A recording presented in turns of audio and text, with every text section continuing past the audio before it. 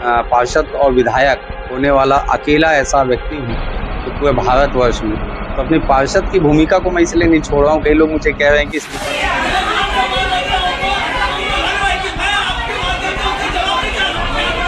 वही हमेशा जो रवैया रहता है विपक्ष का, उन्होंने बड़ी मुश्किल से 2 घंटे निकाले और 2 घंटे बाद फिर वही तू मैं और वो हल्ले में आए। बहुत दुर्दशा, बहुत गलत हालातों से जो नगर निगम गुजरा है। पूर्व की बैठक में दस्तावेज मांगे गए थे, दस्तावेज पेश करो, दस्तावेज पेश करो। आज बजट की बैठक में दस्तावेज के साथ मुझे प्रस्तुत किया गया, तो फिर उनके द्वारा हंगामा चालू बनने के बाद एक लंबा सफर आपने इस निगम में भी तय किया। आज काफी सारी बातें भी हुई, क्या कहना चाहिए? बहुत यादें जुड़ी है और ये मेरा स्कूल है। नर्सरी बोल लो, KG1 बोल लो, 8th बोल लो, 10th बोल लो, 12th बोल लो। अभी कॉलेज में प्रवेश किया हूँ विधानसभा, छत्तीसगढ़ विधानसभा में। और जिस स्कूल में आपने शिक्षा प्राप्त की है उस स्कूल में आना बड़ा आवश्यक है। और जो हमारे साथ स्कूल के छात्र जो है यहाँ पे, नगर निगम के जो पार्षद है, उनका मनोबल बढ़ाना भी आवश्यक है। अगर जिम्मेदारी मिली है, सरकार के अगर हिस्सा है और सत्ता पक्ष के विधायक हैं, तो कहीं ना कहीं यहाँ पे आकर इस नगर निगम की चिंता करना भी आवश्यक है। बहुत दुर्दशा, बहुत गलत हालातों से जो नगर निगम गुजर रहा है। पहले स्थापना व्यय हमारा खुद का था, इलेक्ट्रिसिटी हम खुद पे करते थे। अब हर चीज में राज्य शासन का मुंह देखना पड़ता है। हमारी बदतर स्थिति क्यों हो गई है, चिंता का विषय है। हम ऐसे कैसे कई फर्जी काम कर रहे हैं जो चिंता करने की आवश्यकता है। तो इसलिए जो है मेरा आज इस आना सामान्य सभा बजट पे लोगों की निगाहें हैं नगर निगम में, और मैं सोचा कि पार्षद और विधायक होने वाला अकेला ऐसा व्यक्ति हूँ जो पूरे भारतवर्ष में। तो अपनी पार्षद की भूमिका को मैं इसलिए नहीं छोड़ रहा हूँ। कई लोग मुझे कह रहे हैं कि इस्तीफा दे दो, मैं अपनी जमीन को नहीं छोड़ना चाहता। और इससे मुझे समय समय पे एहसास होता है कि मैं पार्षद हूँ। आज सदन पे आया हूँ तो पार्षद, कहीं ऐसा नहीं लगा कि मैं कोई विधायक बन के यहाँ पे आया हूँ। आज सभी लोगों ने मेरा स्वागत और सम्मान किया है और मैंने भी कहा है कि आपके मुद्दों पे खरा उतरने का काम होगा। एक अच्छा भिलाई नगर निगम की जो सोच रही है कि एक नया भिलाई बनाना है, उसकी ओर अग्रसर होंगे। आर्थिक स्थिति को लेकर भी बात हुई, मध्य में पैसे की कमी नहीं होगी, ये भी बात हुई। हाँ, बिल्कुल कमी नहीं होगी। मेरे पास जो प्रस्ताव आएगा, चाहे सत्ता दल के पार्षद हो चाहे विपक्ष के हो, कोई भी हो, कोई भी अगर संवाद करेगा जनहित में और नगर निगम की हित पे, तो वो सारे काम को किया जाएगा। आपके रहते में भी काफी सारे भ्रष्टाचार हुए थे निगम प्रशासन के इस क्षेत्र में। अब आप विधायक हैं, क्या कुछ कदम उठाएंगे? विधानसभा में मैंने 2-3 विषय उठाए हैं। एक तो जो सेक्टर 7 में जो बिल्डिंग गिरी है, उस विषय पे मैंने उठाया है कि बड़ा भ्रष्टाचार उस समय हुआ था। 3 ऐसे और विषय हैं जो जिसको लेके मैंने विधानसभा में उठाया था, उसके जवाब का इंतजार है मुझे, क्योंकि ध्यान आकर्षण मैंने लगाया था। और ऐसे सारे दोषी जो कोई भी भ्रष्टाचार में लिप्त है, और आपको तो मालूम है नगर निगम का एक मैं बहुत बारीकी से जानकारी रखने वाला व्यक्ति हूँ और 25 साल मैंने आवाज उठाई, आक्रामक रूप से मैं सदन में भी रहता था। तो वो सारे विषयों को मैं लेके उसके एक ट्रैक्टर घोटाला हुआ था जिसकी जांच चालू हो गई है। तो ऐसे बहुत सारे दोषी हैं जो अधिकारियों को मुझे नहीं लगता कि रिटायरमेंट का भी पैसा मिलेगा, तो उस पर एक बड़ी कार्रवाई करने की तैयारी कर रहे हैं। EOW के छापे भी कई लोगों के यहाँ पड़ेंगे, कई EOW के मामले भी दर्ज होने वाले। शहर सरकार जो है लगातार ये कहते आई है, आप भी नेता प्रतिपक्ष रहे हैं, पर नेता प्रतिपक्ष लिए अलग से कमरा कार्यालय की व्यवस्था निगम संविधान में नहीं है। नहीं, संविधान अब आप विधानसभा जा चुके हैं, क्या ऐसा कोई ध्वनि मत से पारित कराएंगे विधेयक की? नहीं, व्यवहारिक तौर पे चाहे जहाँ पे कांग्रेस के नेता प्रतिपक्ष है उनको भी पूरे प्रदेश में दिया गया है, व्यवहारिक तौर पे दिया जाता है। जैसे कि कई अधिकारी ऐसे हैं जिनको हमको गाड़ी और डीजल और पेट्रोल नहीं देना है, जिसका मैंने सूचना के अधिकार में एक समय बड़ा आक्रामक होकर मैंने उठाया भी था।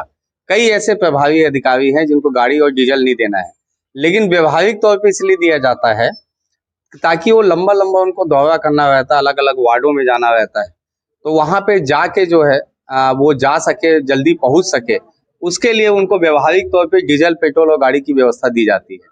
कई ऐसे नगर निगम में नियम है जो नियम विपरीत जाके अधिकारी काम करते हैं।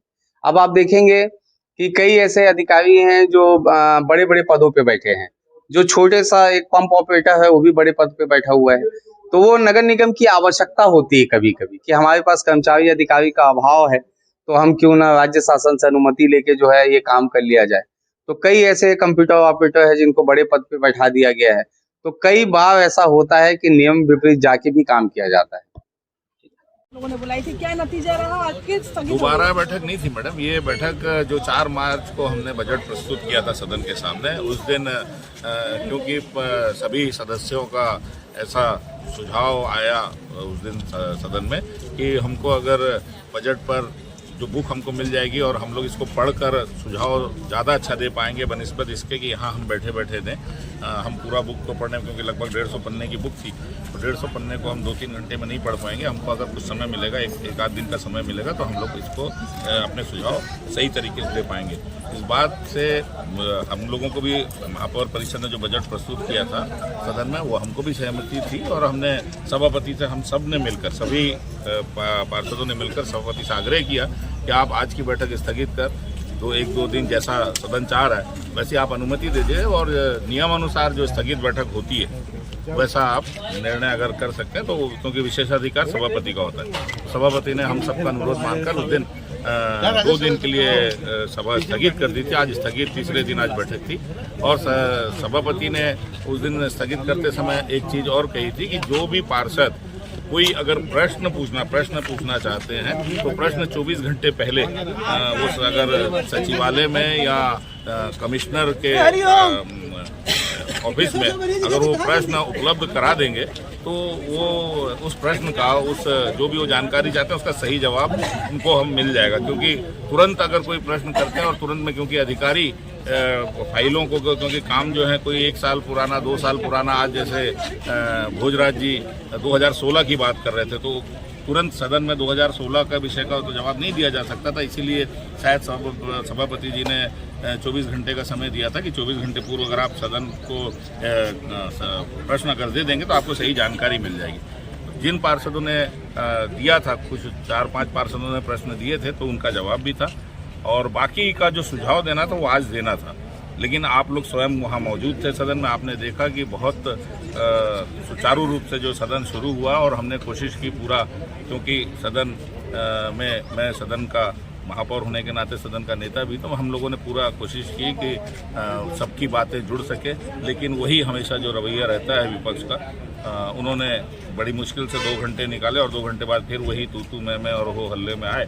तो क्योंकि वो सदन जो बजट छोड़ के और बातों में बात कर रहे थे, बार बार आग्रह करने के बाद भी और सभापति जी के रोकने के बाद भी कि आप सदन में सिर्फ बजट, क्योंकि बजट बैठक थी, विशेष बैठक थी, तो बजट पे आप अपना सुझाव दीजिए, उसको छोड़कर अन्य बातें कर रहे थे। तो हमने सभापति से आग्रह किया कि अगर ये बजट पास नहीं करना चाहता है विपक्ष तो बहुमत के आधार पर जो लोग समर्थन कर रहे हैं बजट का वो सहमति दें और बजट बहुमत के आधार से पारित करें। सभापति ने उसको मानते हुए आज बहुमत के आधार पर बजट 2024-25 का नगर निगम विलय की बजट पारित। महिला पार्षदों के ऊपर कुछ छीटा किसी वाली बात सामने आई? ये सब चलता रहता है मैडम, ये कोई विषय नहीं है जिसकी हम लोग बात करें सदन में, क्योंकि सब पार्षद 70 पार्षद हैं, घर में 4 सदस्य रहते हैं, उनके बीच में भी खटपट होती है। इतना बड़ा परिवार है, थोड़ी बहुत तो चलती है नौकरियों। क्या बात है कि पत्रकारों के साथ बहुत पक्षपातपूर्ण व्यवहार करते, मतलब आज सफाई व्यवस्था और एजेंसी को दिए जाने वाले लेन देन को लेकर काफी आरोप लगाया आपने, क्या मैटर था? देखिए, अर्बन कंपनी जो नागपुर की है, जिसका एग्रीमेंट 26 कर्मचारी जो लगातार आएंगे और 4 कर्मचारी जो वीकली ऑफ वाले जो हैं, ऐसे 30 कर्मचारी प्लस 2 सुपरवाइजर का एग्रीमेंट हुआ है। साथ ही में 50 हर जोन में 50 कर्मचारियों का गैंग का टेंडर हुआ, एग्रीमेंट हुआ है।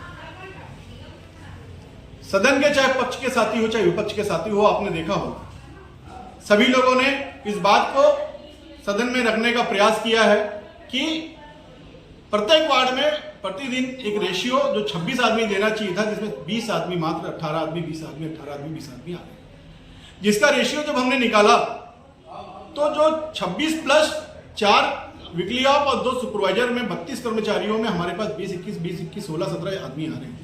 इसमें 1,12,000 के लमसम की एब्सेंट आ रही है और 50-50 की जो गैंग है, जो 4 जोनों में दिया जाना था, जिसके एक भी कर्मचारी किसी भी गैंग के स्वरूप यहां नहीं दिखती। जो 200 कर्मचारी, जो 360 दिन तक लगभग 72,000 कर्मचारी एब्सेंट है, जिसके दस्तावेज के साथ में आज सदन में हमने पेश किया। इससे सीधा कर्मचारियों के एब्सेंट से ही 8 से 9 करोड़ रुपए का खेल यहाँ की सरकार और यहाँ के अधिकारी भ्रष्टाचार कर रहे हैं। पूर्व की बैठक में दस्तावेज मांगे गए थे, दस्तावेज पेश करो, दस्तावेज पेश करो। आज बजट की बैठक में दस्तावेज के साथ में जब प्रस्तुत किया गया तो फिर इनके द्वारा हंगामा चालू कर दिया। आपको एक चीज बता देना चाहता हूं, इस शहर में पेमेंट देने के लिए पैसा नहीं, पर भ्रष्टाचार के नाम पे बहुत पैसा किया जाता है।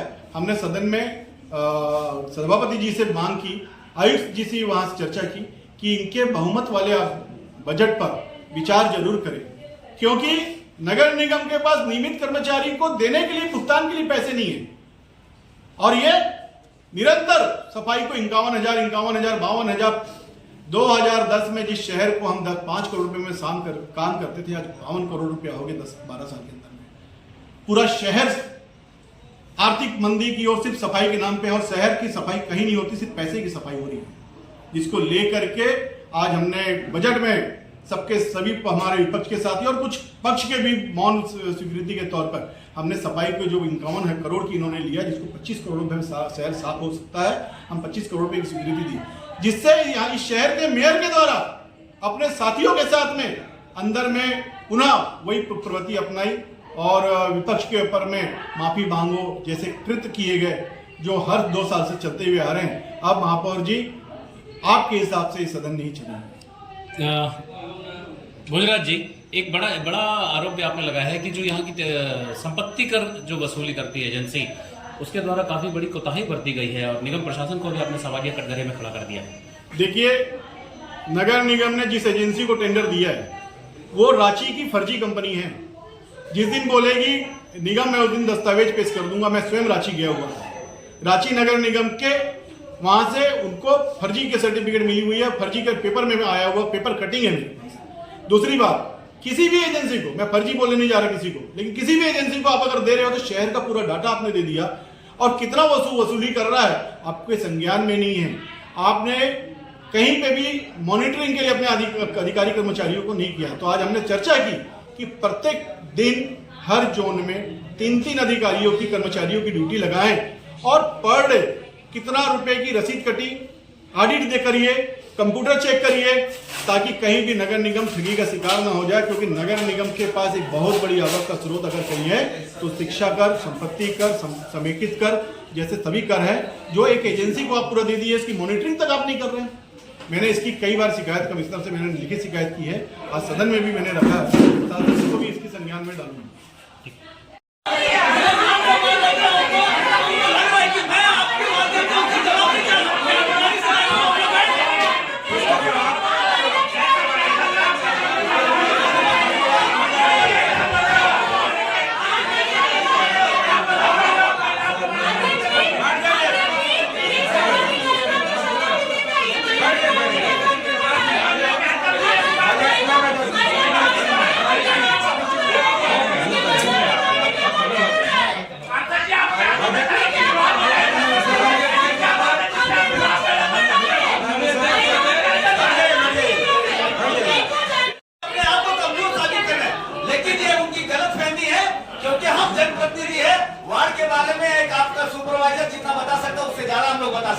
लेकिन आपको ये लगता है कि उन पार्षदों से क्या पूछना है? अध्यक्ष महोदय जी, मैं कुछ कहना चाहूँगी। ऐसा लगता है तो, लेकिन मैं ये चाह रहा हूँ कि आप, ठीक है, आप अपने कर्मचारी और अधिकारियों पर विश्वास कीजिए, कोई दिक्कत नहीं, लेकिन वहाँ के जनप्रतिनिधि होने के नाते सभी से एक बार चर्चा तो कीज लीजिए। करना नहीं करना आपका ये है, लेकिन चर्चा तो कीजिए। पार्षद महोदय को, क्योंकि मैं खुद वार्ड 21 कैलाश नगर की पार्षद हूँ और मेरे बाजू में वार्ड 23 घासीदास की पार्षद महोदय है, तो हम दोनों के वार्ड में सुलभ शौचालय है। हम दोनों को ज्ञात है, वहाँ पे केयर टेकर है और जो कि अपना काम बखूबी करते हैं, जो कि जोन अध्यक्ष को भी पता है और जोन आयुक्त के माध्यम से हमें लगातार मिलता रहता है। उनको शायद अपने वार्ड में नहीं मालूम है,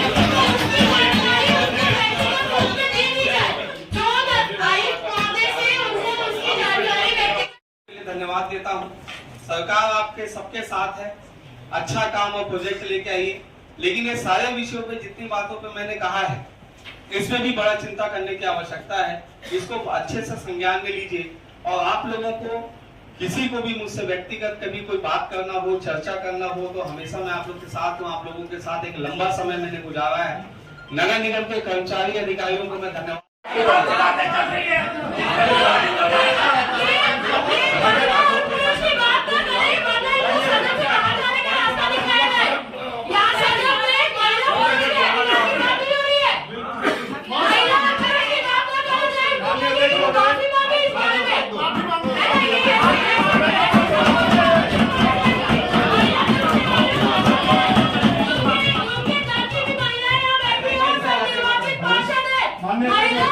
पुरुष के बारे में अगर ये बात करेंगे तो इनको सदन से बाहर निकाला जाए, क्योंकि यहाँ पे पार्षद बैठे हैं, महिला और पुरुष नहीं है। यहाँ पे पार्षद होने का हक से बैठे हैं हम, हमारा अधिकार है, हम पार्षद में निर्वाचित होकर आए थे। महिला और पुरुष जो है वो लिंग है, वो उसका इससे कोई लेना देना नहीं है। ये जो महिला और पुरुष की बात कर रहे हैं, इनकी